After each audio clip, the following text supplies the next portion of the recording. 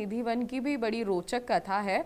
और वहाँ जैसे हम लोगों ने देखा है आम तुलसी का पौधा छोटा सा होता है, लेकिन वहाँ एक अद्भुत तुलसी के पेड़ समान जितने भी पौधे हैं वो मतलब अपनी ही एक अलग कला आकृति में वहाँ है। तो उसकी क्या कहानी है अगर जानना चाहें? निधिवन वो स्थान है जहाँ श्री बांके बिहारी जी प्रकट हुए थे, निधिवन राज में। स्वामी जी महाराज निधिवन में रहते थे और यहाँ कुंजों में जो आज हम दर्शन कर रहे हैं वृक्षों का, तो इन्हीं वृक्षों में स्वामी जी महाराज को प्रिया प्रियतम का दर्शन होता था। तो एक दिन उनके सभी शिष्यों ने कहा, गुरुवर आप यहाँ खड़े होकर क्या निहारते हैं, क्या दर्शन करते हैं, आप क्या बाह विवल होके, हम पर भी कृपा करो, हमें भी वो दर्शन कराओ। तो स्वामी जी ने कहा ठीक है, शाम को आ जाना। जैसे सब शाम को गई तो देखा वहाँ तो साक्षात प्रिया प्रियतम विराजमान थे और श्री बांके बिहारी के रूप में प्रकट हो गए। तो निधिवन राज हमारे श्री बिहारी जी महाराज का प्रागट्य स्थल है और कहा जाता है कि आज भी निधिवन राज में श्री ठाकुर जी रास करते हैं, नित्य प्रति रास होता है और आसपास रहने वाले लोगों ने घुंघरुओं की आवाज़ें भी सुनी हैं। जी जी जी, वो प्रत्यक्ष है, इसलिए वहाँ शाम के टाइम पट बंद हो जाते हाँ, हैं, जाने नहीं क्योंकि एक दिया। मर्यादा है। हाँ जी, हाँ। जैसे हम बांके बिहारी मंदिर जाते हैं, दर्शन करते हैं, सब जानते थे कि गोवर्धन की परिक्रमा लगाई जाती है और कहा जाता है कि गोवर्धन की परिक्रमा अगर लगाएं तो सारी मनोकामना पूर्ण होती है। लेकिन वृंदावन की भी परिक्रमा लगाई जाती है और बहुत कम लोग ये जानते हैं कि गोवर्धन ही नहीं, वृंदावन की भी परिक्रमा है।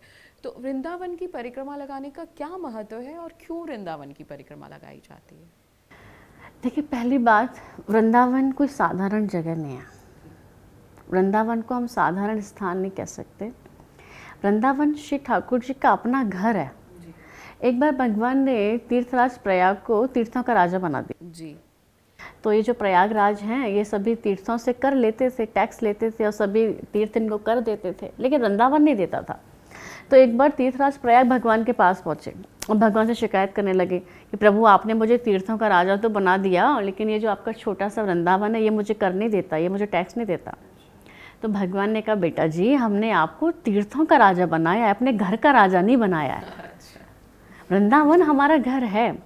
वृंदावन की अपनी विशेष महिमा है, जैसे गोवर्धन की अपनी विशेष महिमा है। और कलयुग में दो प्रत्यक्ष देवता हैं, गोवर्धन महाराज गिरिराज जी हमारे और तिरुपति बालाजी। भागवत में भी वर्णन आता है कि प्रत्यक्ष देवता हैं। यहाँ की मान्यता है कि यहाँ परिक्रमा लोग अपनी मनोसिद्धि के लिए, अपनी कामना के लिए, अपने सबके अपने अलग अलग भाव हैं इन सब चीज़ों को लेकर। लेकिन सबसे पहली परिक्रमा हमारे श्री ठाकुर जी ने अपने समस्त ब्रजवासियों के साथ गोवर्धन की लगाई थी। तब से परंपरा चली आ रही। फिर लोग वृंदावन की परिक्रमा देना भी शुरू कर दिया। ब्रजमंडल 84 को ब्रजमंडल की परिक्रमा भी लोगों ने शुरू कर दी। जी जी, तो वही वृंदावन एक अद्भुत चीज़ है अपने, उस मतलब उसका वर्णन ही नहीं किया जा सकता। वृंदावन तो देखिए वो आशिकों का शहर है, वो प्रेमियों का शहर है, जहाँ सवेरा सूरज से नहीं होता है बल्कि श्री बांके बिहारी के दीदार से होता है। जी बिल्कुल। जब ब्रजवासियों को श्री बिहारी जी महाराज का दीदार हो जाता है तो लगता है वृंदावन में सवेरा हो गया। हमारी गुड मॉर्निंग श्री बिहारी जी महाराज के दर्शन से होती है।